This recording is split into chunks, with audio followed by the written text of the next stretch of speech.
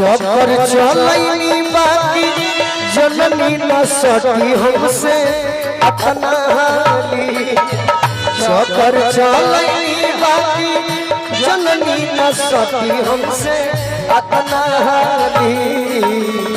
किस्मत पलटल हमार जहिया से फटल बिया पटनाली।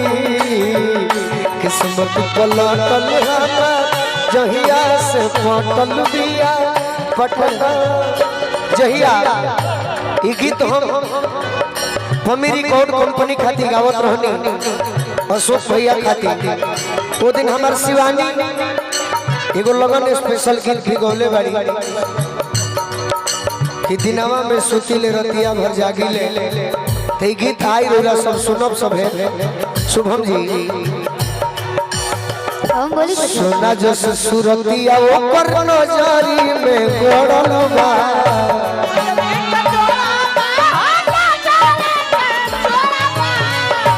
गंगा जी के पानी जस जवानी ओकर चढ़ल बा।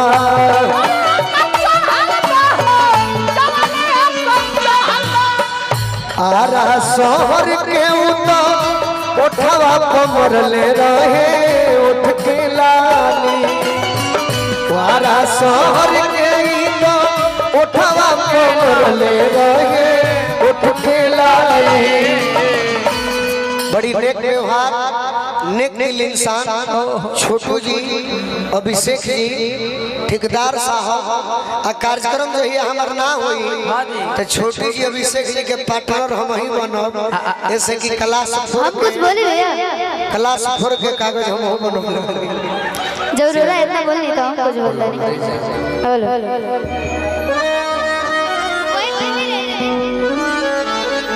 कितना बा तनी बता दी 5.5 ठीक बा। कितनी को मोहब्बत के फील नहीं खे। आजकल के सिचुएशन के देखते हुए गाना बा तनी डी करो ना डी करो तो स्किल बहुत नहीं हो जाता। नीचे बन डी हो जाए। हेलो कितनी को मोहब्बत के फील नहीं खे।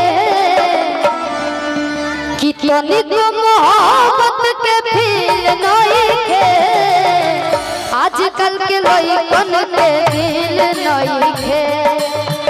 आजकल के लइकन के दिल नहीं खे।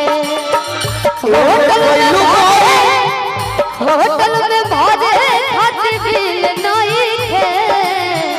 होटल में भरे खातिर दिल नहीं खे बाबू। आजकल के लइकन के दिल नहीं खे। आजकल के लइकन के दिल नहीं खे। शिवानी हमार बाबूजी की ओर से तू हमार मोहन हो लेकिन मंच पर पुरस्कार ले लेके चाहिए। मंच पर रिश्तेदारी के बाद गायकी के क्षेत्र में तू हमार मित्र बाड़ू तो हम शिवानी खातिर कुछ कह सकते हैं। तू कहलू कि आजकल के लइकन के दिल नहीं खे। तार उम्र के हिसाब से को बात हम सिखाई मनबू तो कह अगर सही रही तो बहुत जायज हम जायज जीवन में कहल ही एमे कोइलू गोरी तनी एमे कुछ पढ़ा। एमे कोइलू गोरी तनी ओमे कुछ पढ़ा। जवानी वाली सीढ़ी गोरी फन फन चढ़ा। जवानी वाली सीढ़ी गोरी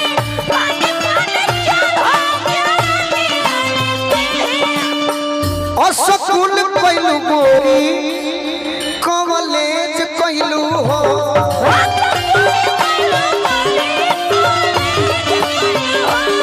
बाकी कोरा में न आइलू नॉलेज कोइलू हो।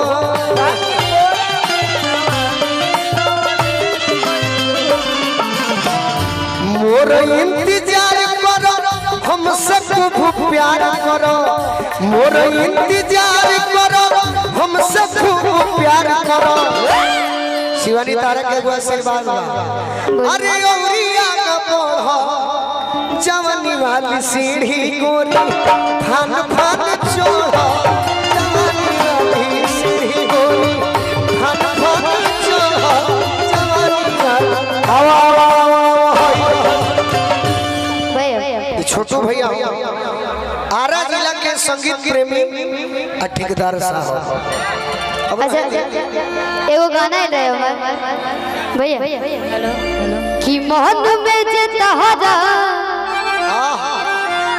सवार रहिए राजा जी कि मोहन में जे तहरा सवार रहिए राजा जी तपतरे कमरिया एकर के भाव में कहबो कि ना एकर के भाव में कहबो कि ना कि पतरे कमरिया पगली जी बिल्कुल।